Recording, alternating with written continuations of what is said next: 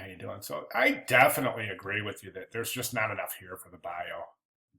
There's just not enough here, and I think that you said that in your writing. So I'll agree with you there. I think that this typeface is a lot easier to read. Right now, I think there's some issues with the work in that. Well, just the bio is one main thing now. I say that's a main issue, and because when you add, whatever the 4 or 5 paragraphs you're going to use for your bio, um, and 4 or 5 paragraphs will be easy. Bob Dylan was a very, very intense. I shouldn't say was. Why did I say that? Is a very intense person, of course, and the history is just it's so rich that you won't have a problem finding 4 or 5 paragraphs to write a nice rich bio. So that is going to make a difference because, of course, you're going to have to recompose the work. All right. So and the other comment I wanted to make is a timeline. What is a timeline? Valerie, this isn't a timeline. In essence, this is a list of events, okay? A timeline, and you know what I did? I did a Google image search on timeline just so that I could get some visuals to back up what I'm saying. But as you can see, a timeline has got some sort of a story that it's telling. It's not just years listed. It's a year and an event. And the timeline itself is usually a visual. Not usually, always. It's always a visual. Okay, Lego timeline with the Legos and let me see if I can find some. Oh, here's a really cool one. Where did that go? Here's a really cool one. Okay, see, you see what I'm saying? So these are timelines. Timeline isn't necessarily just a list of items. It's always got I'm sorry, I guess you get the point there. So it's always got some sort of a visual infographic feel to it. Okay, so as this is just basically a list of events that are corresponding to specific years. So let's work on that. Now, I think there's a couple of things that I would point you to in maybe furthering the visual of the piece itself. And that's this. I went over here and I just did Bob Dylan posters, and of course there's the famous Milton Glaser poster. That's just it's an iconic piece of graphic design. It's been there forever.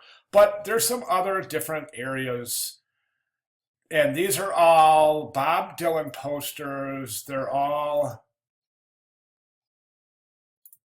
got this nice flair, this nice typographic flair. They're all pretty old. I mean, they're all pretty old in terms of that's very cool right there. You could even use that something like that in the back of your poster. But the reason I'm saying this is because I'm trying to get you to take a look at some of the graphics and the styles that in what you're saying here in your work, where is it right here? You're saying primarily that he was a 60s. So you're identifying Bob Dylan with the 60s. So let's identify visually with the 60s by maybe taking a look at some of the styles and techniques that were used in the 60s. Okay, and all I did here is I said Bob Dylan posters, and then I did another search over here, and this one I just did 1960s typographic posters, and again you can see all sorts of different ideas that might be applicable to your work. Now your colors themselves aren't necessarily too far from a 60s color palette. There's a gorgeous 60s colors palette right there, but your colors are a little bit, boy. They almost seem as though they're RGB colors. They don't have that kind of, let's take a look at those color combinations because those are close to yours. That's that green and orange. Let's take a look at what that brings.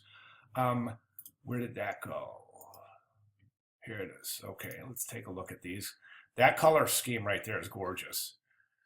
Very 60s though. And yours, like I said, it's not too far, but it's not quite there. There's the greens and the oranges, but you've got more like this turquoise and this orange. And I'm just not seeing that as indicative of the 60s. I think another neat trick for you to do would be just to go over, and let's do it together. Let's go over here let's find that, and let's just go over here. And I just want to say 1960s color palette. Color schemes, that's good too. Color schemes, 1960s color schemes. And then I'm going to go to images and voila, look at that. Very cool. And again, that's just 1960s color schemes. I just put it right in there. And so we got these awesome ideas here. So I would look for something vintage too, like that. That's cool. Very cool. Good stuff. Anyway, so try it and see. Let's see what we can do here. I know we're coming down to it. Where did your work go? There it is. I know we're coming down to it here. So if you have any questions or comments, I'll be doing double time this week because I know a lot of students will be getting with me. So if you need help or suggestions, that's great. If you want to run something by me before you turn it in for final, that's great too. So either way. All right, I'm here. So if you need me, I'm here. I'm willing to help. So if you get stuck, let me know. Otherwise, let's just keep working and you're almost there. All right, good job. Thanks.